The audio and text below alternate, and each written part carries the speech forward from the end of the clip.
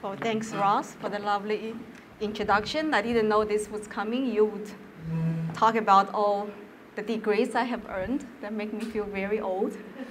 My mom gave me one piece of advice. I usually don't take her advice, which is do not tell people how many degrees you have. This is not a good thing. But I wanted to thank you all for being here today with no air conditioning in this room. Today is the third lecture for the summer speaker series. And compared to the other lectures given by my colleagues, this one, I'm warning you, is going to be a little bit dry and boring. So if you have to leave in the middle of the lecture, I will not be offended, because I would just assume it was the heat that you cannot stand, not me. But since I cannot just walk away, so I requested the fan. Hope it will work. The topic of today's lecture is our inflation crystal ball, which was kindly suggested by Ross. And since it's crystal ball, I assume I'm not supposed to go through all the mechanism or techniques behind the crystal ball, right? So I took it as a hint or her way telling me or warning me of being too technical. So point well taken. I will try not to be too technical. So let's start with something more basic. What's inflation? You'll say higher prices, of course. So higher prices means less affordability, but is that true? I heard from a gentleman from the audience 2 weeks ago for the first lecture. He was complaining about how expensive things are.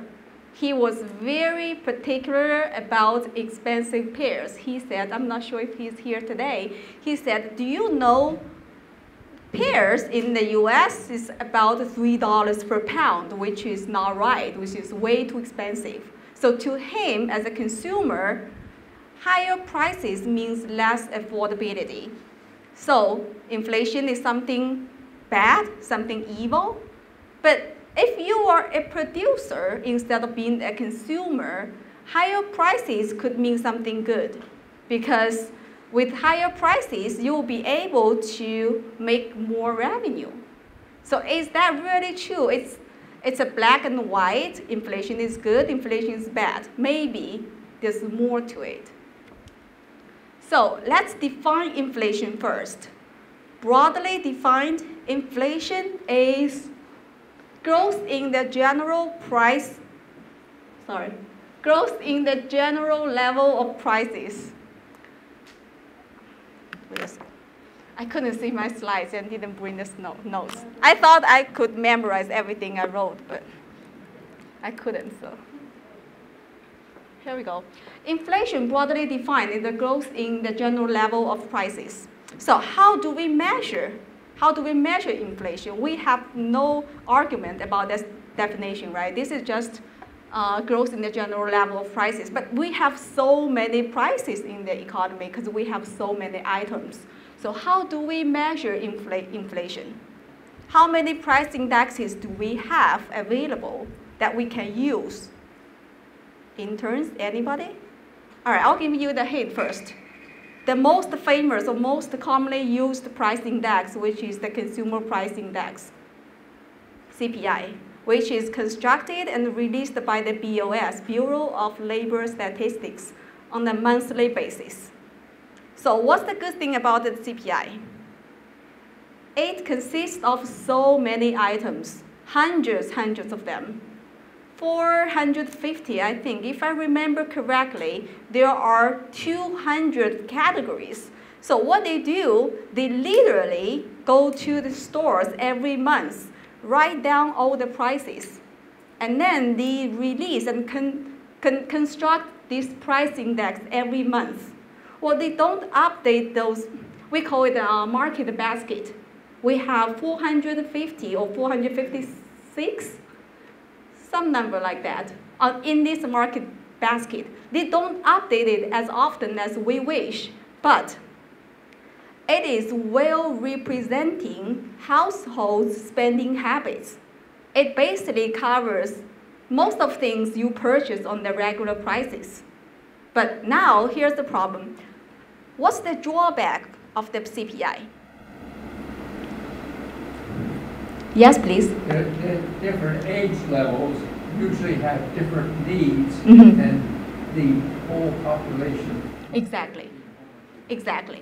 No matter how many items you include in this representing market basket, it cannot represent everyone.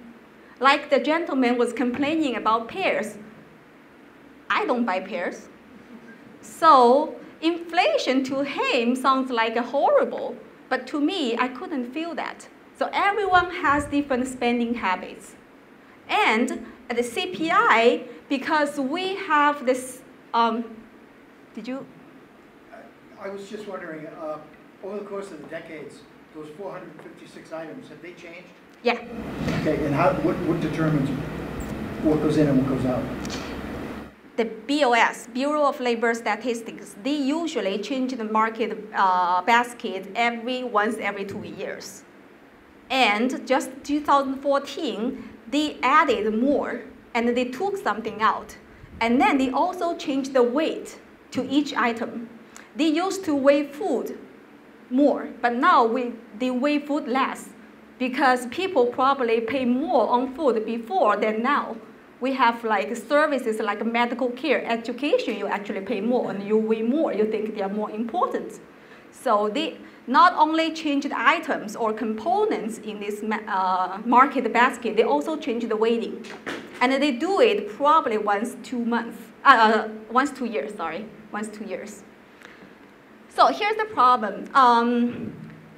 The CPI covers most of things you buy, but apparently it cannot represent everyone. And also, it covers food and energy, gasoline, these things which have been known for being volatile. So for us to get a more stable or longer-term perspective of price level, we want some measure more stable. So here comes the core CPI. I'm sure you have heard of core CPI because core CPI is more favored measure than the CPI. Core CPI, excluding volatile food and energy prices from the CPI. This is core CPI. But as we say, no matter how many items you include or what kind of change you make or how often you make those changes, CPI cannot be perfect. So what is better?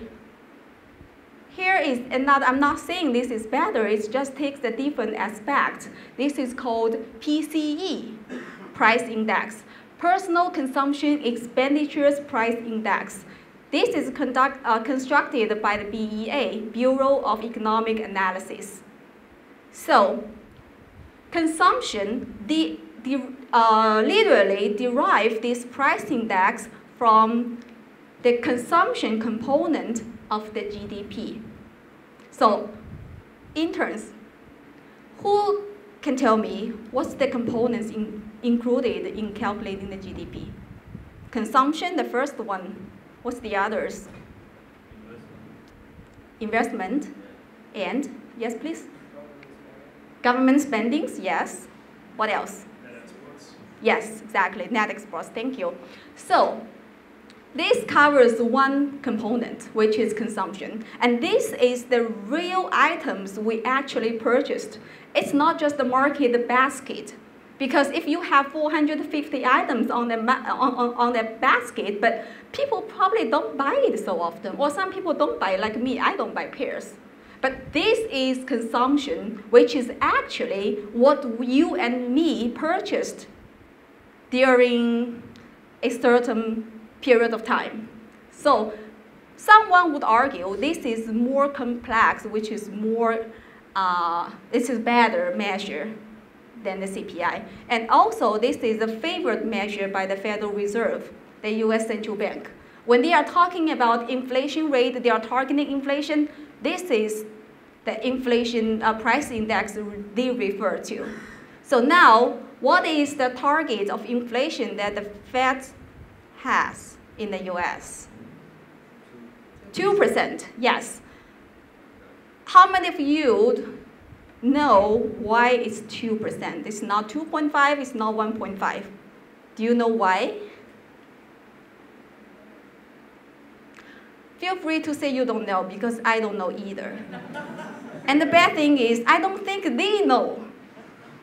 I have been in a couple of events that the Fed officers were there, and they got a question from the audience very often that, what's this magical number, 2%? Why it's not 1.5, why it's not 2.5? They couldn't answer. So we would hope the central bank would have some more accurate or something they could calculate through, like mathematical, statistical models to make sure why they are targeting this percentage. But unfortunately, I don't think so. Yes, sir. Isn't there justification that that's the rate of inflation that their models seem to indicate produces the optimum long-term economic growth? I would hope so. But so far, I haven't seen any models that actually specifically point out that 2% is the ideal inflation rate for sustainable economic growth for the US. And by the way, every economy is different. And it seems to me now, the strange thing is not almost, but many central banks in the world are targeting 2%. How so? We just copy each other, but economy is different. And if we have a model and the model applies to the different economy, the answer should be different. But 2% it is. And the same problem to the PCE, which is the volatile food and energy we purchase. So we wanted to exclude them. So here comes the core PCE. And like we said, there are 4 components in the GDP. If we only include consumption, which is 3/4 of GDP, which is true, which is the biggest component of GDP, but we still left out those 3 components: government spending, net exports, and investment. So we want to include them all. Here's the GDP deflator. So it covers all the new products we produced within a certain amount of time. This is all new products. And we use GDP to derive a price index. We call it a GDP deflator.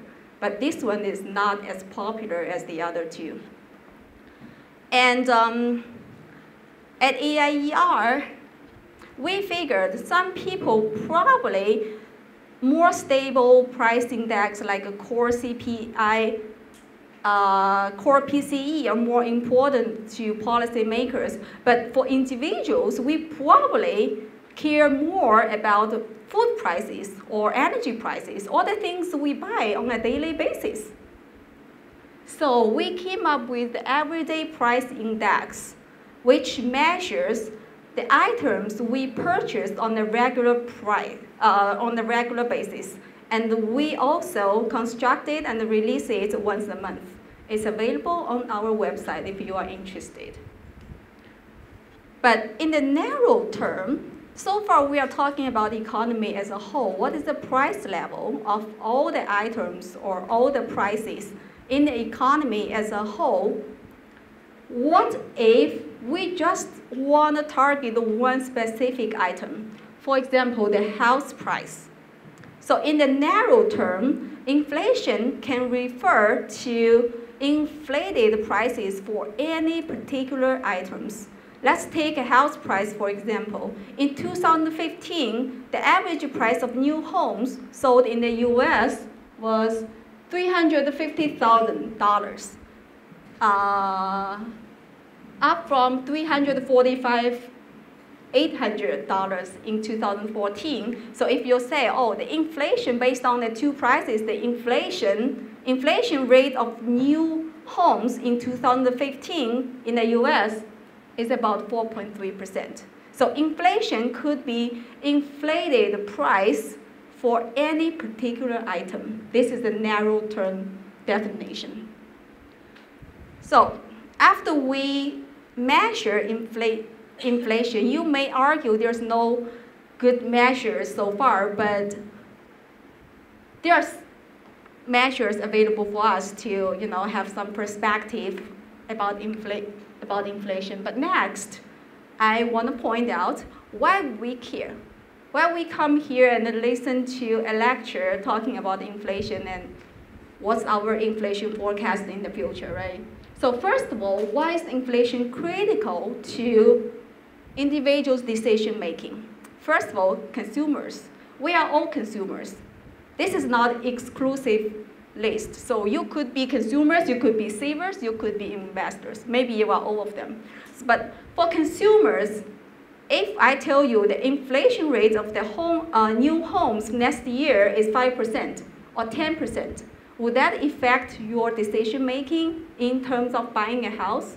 Of course. For the big items, inflation matters. You want to know, going forward, what is the price growth rate of this thing you are targeting, you are after. So it should affect your decision making as a consumer. As a savers, well, if your grandmother saved 1,000 US dollars and she put it under her bed, I want you all to tell her in 10 years, this 1,000 US dollars will not be worth as much because of inflation. Your purchasing power will be much less. So you should understand the money you save, you didn't put in the bank, you didn't earn any interest, you didn't put in stocks, it will be worth less due to inflation. And for investors, if you have a project in your hand, if you expect the project to give you 10% as the rate of return, and what if I tell you next year inflation is going to be 10%? Do you think the project is still feasible? Of course not. If the inflation rate is continued to be 2% or even below 2%, the project actually sounds pretty good. 10% nominal rate of return minus 2% inflation. The real rate of return for the project is going to be 8%. It's not too bad. So it matters a lot to investors. But next question is, since inflation is critical to our decision making, did high inflation ever happen in the US history? Before I show you our data, I want to make you feel better because this didn't happen here. This happens in Zimbabwe.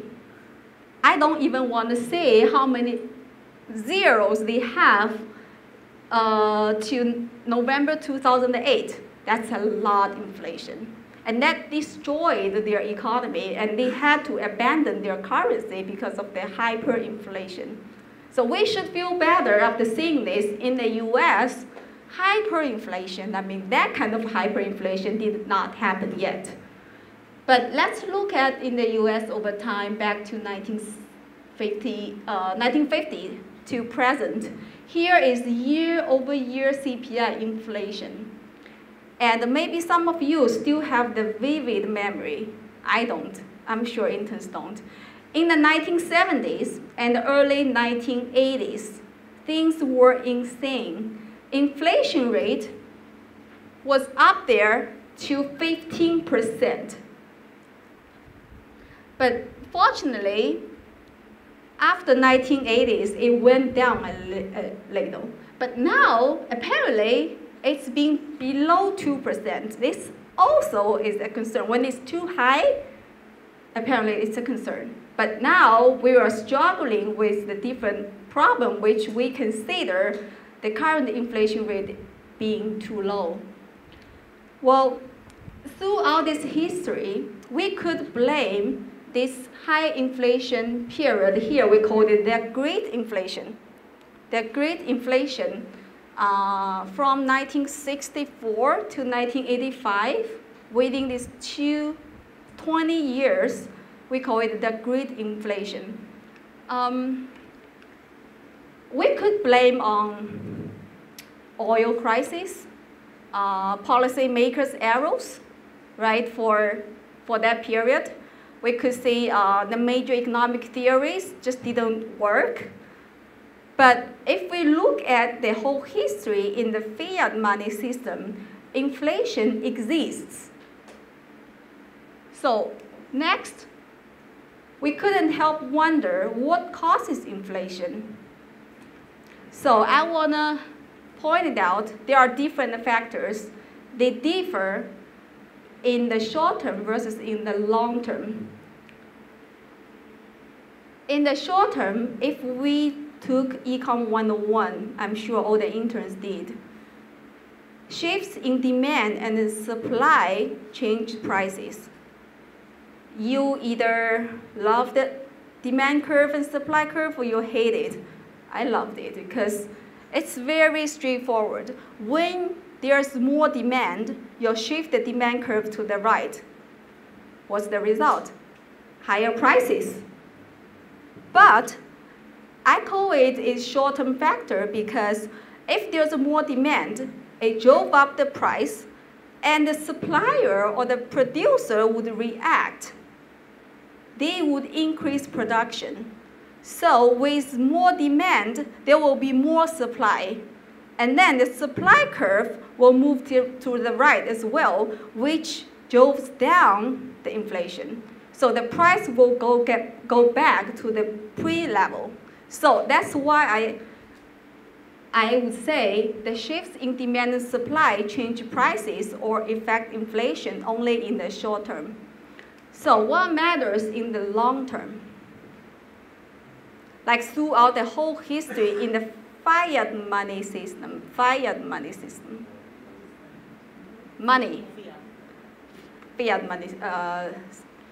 thank you. This is money. Money is at the root of the matter, of the problem. If there's abundant money chasing limited goods and services, inflation occurs. And it only happens in the fiat money system. So let's look at the money supply in the US economy history. When in the 1970s and early 1980s, the money supply, I use M2 money supply, it went up. The average growth rate of the money supply was probably a little bit higher than 10%. And, yes, please? What is M2? M2 is the measure of money supply. We have M1, M2, M3, but M1 is cash and checking accounts. M2 is M1, which is cash and checking accounts, plus some saving deposits. Like your saving deposits and the time deposits are included in M2. So M2 is broader measure of the money supply than M1. So we consider all like savings deposit, time deposit, which we can easily turn into cash. It should be considered as money. So that's just one of the measures of the money supply. And this is the most commonly used money supply measure. And so if we have abundant money chasing limited goods and services, inflation occurs. So it seems like in the past several years, money supply growth has been a little bit sluggish, around 5%. But there is certain threat to the inflation in the future in the US. The reason is from 2008 to 2014, thanks to the QE, quantitative easing programs, we have created a huge amount of liquidity, and they are still sitting in the banking system. Who knows how much money, how much liquidity we created due to the QE? $2.4 trillion. And how much money supply do you think we have in circulation currently? $12.6 trillion.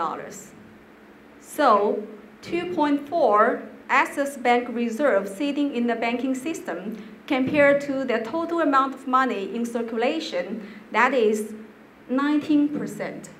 So just think about this. If all this free liquidity, which is excess bank reserves, the bank can loan them out if they can find borrowers. If all these excess reserves get loaned out in the future, that will create immediately 19% inflation. 19%. Do you remember the highest inflation rate in history back in 1970s, 1980s? 15%. Yes, please.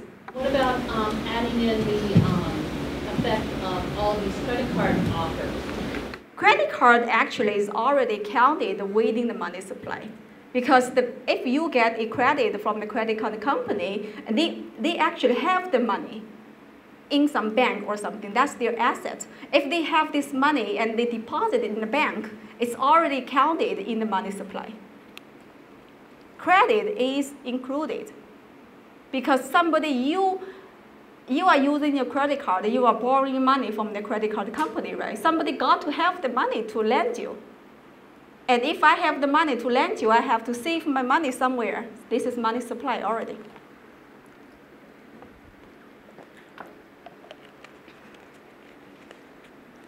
Since I saw you standing there, David, I forgot to mention why inflation is critical to individuals. If you were an employee somewhere, and if the inflation rate is 5%, how are you going to use that?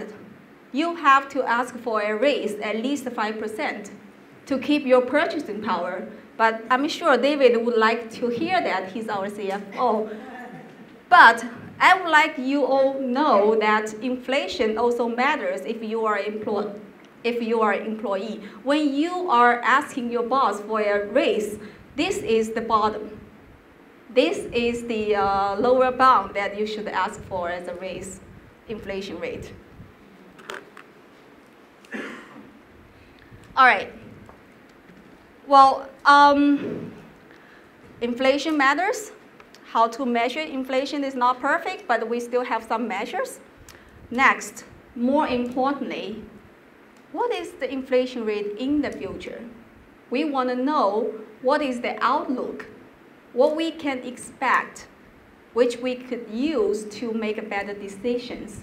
So the research question is it possible to say forecast the poor reputation? As economists, we have very bad reputation, probably as bad as weather forecast. But is it possible to save our bad reputation? Well, I was kidding about that. Because there's going to be no perfect forecast in the world, especially for economy, because economy has been changing. And all these forecasting models with time series analysis, by that, I mean if you use all this historical data and you come up with some fancy models and you are trying to capture the nature, the structure of the economy to predict the future, there's one fundamental assumption you are making. The economy will go exactly the same way as it before. But that is not the truth. In reality, the nature of the economy or the structure of the economy has been changing. That's why if you were say, I learned from history, I learned from the mistake I made before, or I learned from the lesson I learned before, but it may not apply to the future. So we probably will never be able to get a perfect forecasting model or forecast for inflation, but at least we'll still try. So the real question is how to improve the performance of inflation forecasting model. Well, back in the 1960s, we used Phillips Curve framework. Phillips curve means the trade-off between unemployment rate and inflation rate. And it almost perfectly represented the economy back in 1960s. You can see the curve. If you wanted to have a lower unemployment rate, the curve goes that way, you have to get a high inflation. If you want to bring down your inflation rate, and then the unemployment rate will go up. And all these dots is the real data for the 1960s. But do you remember when we show you the high inflation, hyperinflation in the US history? What happened in the 1980s? 15% of inflation rate happened, coexisted with almost double digits of unemployment rate. When unemployment rate reached almost double digits in the 1980s, inflation rate reached the highest level in the history. Apparently, they coexisted. There's no such trade-off. So this Phillips curve framework fell apart. So my study started after that period. After 1960s, almost like in the late 1970s and early 1980s, what did we do to improve the performance of inflation forecasting? Well, I'm not going to show you all these papers, but here's the two important papers I follow closely. One is the famous Stock and Watterson's paper in the 1999. They concluded that Phillips curve probably still have some prediction power on inflation compared to the other models. But they also found if we include the real aggregate activity other than just the unemployment, it actually could improve the performance of forecasting. And the most recent paper by Coop, you want to help me out, Ross? Karoblis? Double K, 2012. They actually use the economic indicators into dynamic model averaging, state space model, blah, blah, blah, common filter. So what I did was I followed KK's paper 2012, combined with the famous Stock and Watson paper. I'm going to use the similar methodology, following 2012 paper's data sample, to say if I combine them, if it will give us the better performance. So here's the crystal ball. Here's the time you could use some sleep maybe, but I'm not going to show you all the steps. There are two major steps. First is number 4. This is my step 1. I'm going to use the advanced econometric technique to capture the aggregate index which can represent economic activities. So just think about this. When you are cooking, what would you do if you want to enhance the flavor of your dish? Use chicken broth. This is me producing my chicken broth to my cooking. And what is the final dish? How do I make the final dish? It's number 6. I use the result from step number 4 to number 6. That is the model. That is the new inflation forecast model. I apply the result into step 6 and get the forecast. Of course, number 7 is just I have to show people my result is better, so this is my way to do it. I use this consistent measures to show the forecast inflation from this model has been better. So let's start with the data. Tried a much longer list to run lots of tests to see which data has better prediction power for inflation. And this is the final list. 7 economic indicators were selected. But please know that we all know there is economic term called sticky price, right? Price usually reacts to other economic indicators with lags. Something happened today, 9 months later, it will be reflected in prices. We call it a sticky price. So for each indicator here I selected, they have different lag time that they could impact inflation. For example, for unemployment rate, it's 9 months. I didn't just make it up. It's all based on the test results.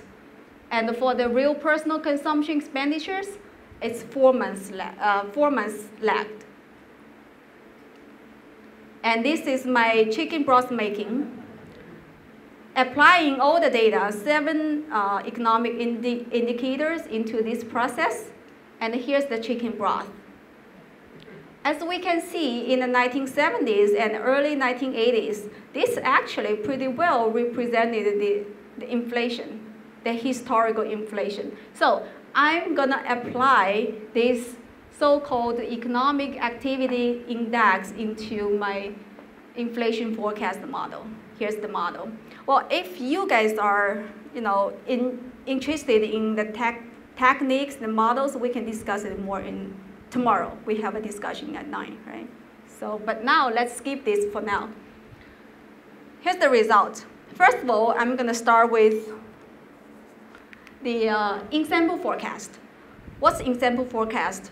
It means I assume up to today, I have known all the data up to today. And then I go backward to test my inflation forecast as if I have known data up to today. This is in-sample forecast. Compared with that is out-of-sample forecast, which means if I want to get the forecast for 2005 to 2015, then the data stopped in 2004. This is out-of-sample. All the data after 2005, we don't know, even though we know, but for out-of-sample forecast, you are not supposed to know, but this is in-sample. So I use all the data available up today to conduct this in-sample forecast. And we can see the green line or yellow line. The in-sample forecast is this is the forecast results. And the red line is the real inflation data. So this in-sample forecast for 2005 to 2015 diverged from the actual inflation rate by 0.05 on average. It means if today, based on the results, if I continue to do this for today's inflation, for next month's inflation, if the monthly core CPI rate is, for real, is 0.2%, my model would most likely tell you today that next month's inflation rate is 0.25. So it actually above the real data by 0.05 on average. And I did the same thing to another period of time, which is from 1985 to 2004. The results came actually better. It diverged from the actual inflation rate by 0.02. 0.02. So if the real inflation rate tomorrow, next month, is 0.2%, this model will most likely tell you the next month's inflation rate will be 0.22. As I said, out-of-sample forecast is another forecast that we need to do. But this is, I think this is more important because we cannot assume the data up to next month is available for us. So if we are now, today, in July 2016, if we want to forecast August, September inflation, we don't know all the data like unemployment rate, like personal consumption expenditures, all the data I used, we don't know for August, for September. So everything stopped now, which is out-of-sample forecast. So this is the result of out-of-sample forecast. Apparently, it diverged from the actual inflation rate by negative 0.02, which means this out-of-sample forecast is more conservative. So if next month the inflation rate is 0.2%, most likely the model will tell you today that next month's inflation rate will be 0.18. As I said, I always try to find a way to show people my forecast is better. Instead of seeing that by myself, I apply these two measures, most commonly used measures to measure the performance. And this is consistent with the literature, so I was able, later I will show you, I was able to show you the results of my forecast with the other papers. Oh, here we go. Here's the K-Coop Carbolis. KK, I'm sorry. I'm very bad with people's names, but this paper I've been closely followed. Their MAFE, if you care, mean absolute forecast error, is 0.251. And MSFE, mean squared forecast error, is 0.325. And all of the forecasts I conducted based on the model, this MAFE and MSFE were smaller. Smaller is better because the error is smaller. This is a measure of forecast errors, right? Smaller number means better.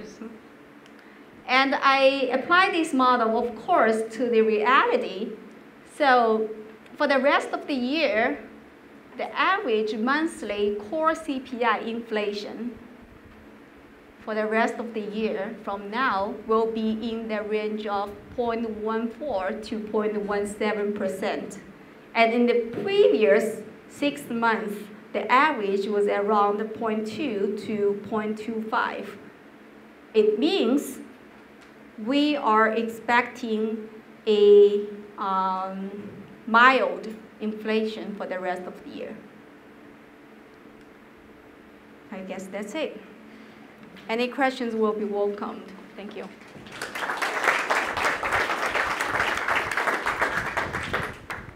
Yes? I've always been under the delusion, I guess, that the Fed helps to offset inflation by setting the interest rate. And I noticed that in your chicken broth, you included the long-term T-bonds, but that was the only reference in that to the decision to control inflation for the Fed. Actually, I did test the short-term interest rate, but they didn't pass the test. Oh, sorry. I did test with the short-term interest rate, like 3 months T-bill, but they didn't pass the test, which is consistent with the literature. They have been finding in the literature that the short-term interest rate may not be the best inflation forecast indicator. And when the Fed is aiming inflation rates, then they can use that to conduct policy in terms of interest rate. I think they are looking at a longer-term perspective. Don't forget, this is short-term forecast. I use monthly data. And the reason I focused on short-term is, as I said, for any time series models, we assume the structure of the economy is not changing. So if I go for longer term, there's more risk. So if I only focused on the next 6 months, most likely the nature or the structure of the economy will be the same. So my thinking is focusing on the long term will increase the chance of my forecast. So short-term interest rate is not included. How about in the case of inflation? My costs are going up. I used to buy the best cuts of beef. Now I buy only 4 cuts. Therefore, instead of $5 a pound, I'm paying $2 a pound, which is actually less than does that impact, taking 300 million consumers buying wheat? That is exactly the concern. Well, people, if we only look at the price level, people actually sacrifice for the quality of the stuff you are buying. We always say the computers or TVs are getting cheaper, but you always end up paying more because there are more models come out. I don't want to settle down for lower, kind of quality stuff. So inflation, like the CPI, for 2 years, we are stick to the same basket, exactly the same items. So if these items, like you said, the lower grade meat, they got cheaper, so it will be reflected in the CPI index. But actually, people don't buy that. So inflation to people actually is higher than it's actually measured. Is this for weights? Is this for the weights? That's what they are trying to address. That's why they keep changing the weights. Now they are weighting more on services instead of food. But yes, this is the concern we need to address, but it's very difficult because like a PCE, like I said, it measures consumption. So no matter what stuff you buy, this is what you pay. So we're going to take that into consideration. You could argue that inflation has gone up so much, so I had to sacrifice. I buy less quality stuff, but it just cannot be captured. That's why I said economics or any kind of economic measures are not perfect. We have such a long way to go. Yes? I didn't remember that inflation was 10% in 1975. That was the beginning of the recession. And do they revise indices backward?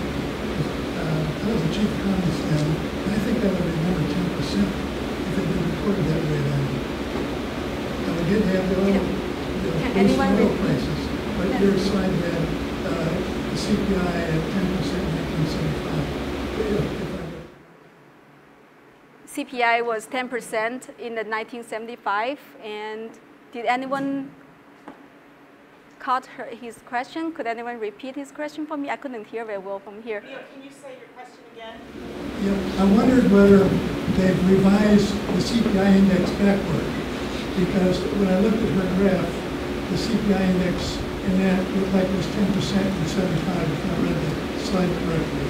And I'm the chief economist, and I do not remember CPI being that high in 75. A couple years later, yes, or several years later. And maybe it was because of we did have the oil shock, but I didn't remember that it was reportedly that high. In other words, is the historical data being adjusted backwards? I don't think so. I don't think so. I think I use the core CPI. So Can you say the question? It's kind of a technical one. yes, Neil asked, he didn't remember back in 1975, the inflation was being so high. In my chart, it shows in 1975, the inflation rate was about 10%, but he didn't remember it was being so high. And he was wondering if we actually adjust or revise our CPI measure according to the same weights or same components.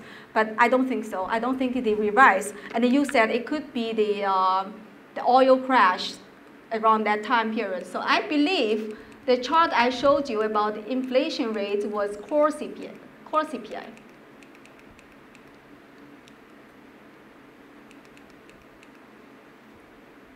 Oh, actually, it's not core CPI. 1975. Yeah, 1975 is more than 10%, but, well. I think for BOS, they are updating their market basket and the weights to each component in the basket probably once a month, once 2 years. But I don't think they go backward and revise their data. But if we are familiar with the labor market conditions index from Fed, they actually do that. They revise the data all the way back to the beginning. But that was the different methodology to allow them to do that. But for CPI, I doubt it. But I will double check. Yes. It seems to me in higher population centers there is higher inflation. Is this because of supply and demand? Is there a demographic or population numbers component that's taken into consideration? We actually, from BOS, we have different CPI data for different areas. So because people experience, or maybe the inflation for real is different for different areas. Like you said, for highly populated area, people tend to feel the inflation is higher.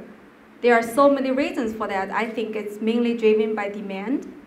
If it's highly populated, it's easier for them, for the producers to sell at a higher price.